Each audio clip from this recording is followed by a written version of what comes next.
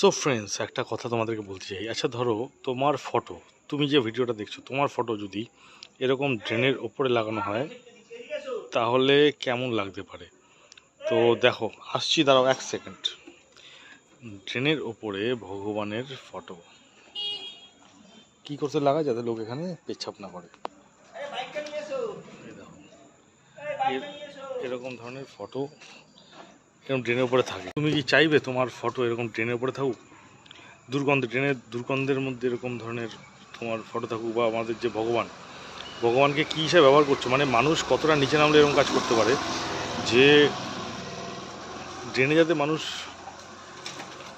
পেচ্ছাপ না করতে পারে, হিসি টয়লেট যদি না করতে পারে, তার জন্য এরকম ব্যবস্থা আজকাল নেয়। অনেক জায়গায় দেখেছি।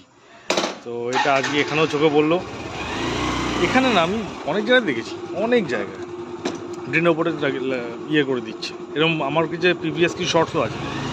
তোমার যদি ড্রেনের পেচ্ছাপ করার ব্যাপারটা অতটাই খারাপ লাগে, তার ড্রেনটাকে কভার করে দাও। সব থেকে বেটার বড় ব্যাপার না, ড্রেনটা কভার করে দাও, তাতে মশা কমবে, সব কিছু ভালো লাগবে, পরিবেশ ভালো থাকবে।